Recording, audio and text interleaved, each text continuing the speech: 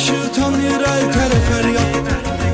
Yaxşılara mənim canım da qurban, məzlumlara dəstək olub həmişə. İlahi məqsəd nə yetirsin onu, qırat və yad eylədi hər vaxt sonu. Çəkibdi əziyyətləri az yaşında, o günü görək var kanona başında.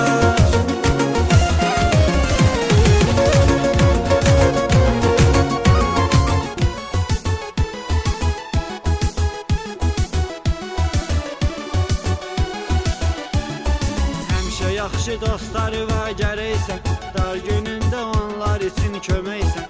Gülasıvarın fəxri olan qardaşın, səni tanıyırlar buram o ürəksən. Səni elə qiymətli qardaşımızsan, sözündə hikmətli qardaşımızsan. Yaxşıların qardaşısan Şəhriyar, dəyərli hörmətli qardaşımızsan.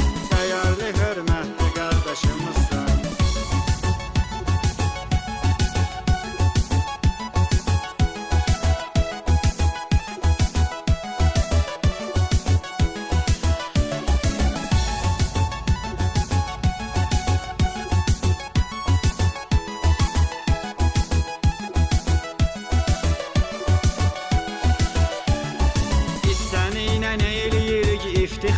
Çəkməyəsən heç vaxt həsrət intizar, dostların aqromlu salamı var sənə.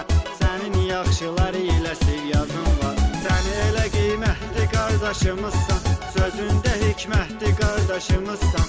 Yaxşıların qardaşısan Şəhriyar, dəyərli hörmətli qardaşımızsan. Dəyərli hörmətli qardaşımızsan.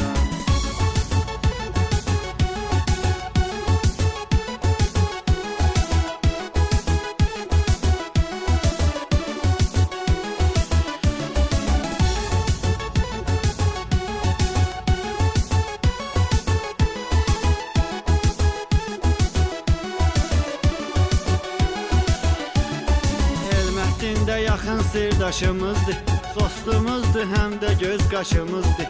Sən onlara asobu hörmətin var, Cəbrayıl da böyük qardaşımızdır. Səni elə qiymətli qardaşımızsan, sözündə hikmətli qardaşımızsan. Yaxşıların qardaşısan Şəhriyar.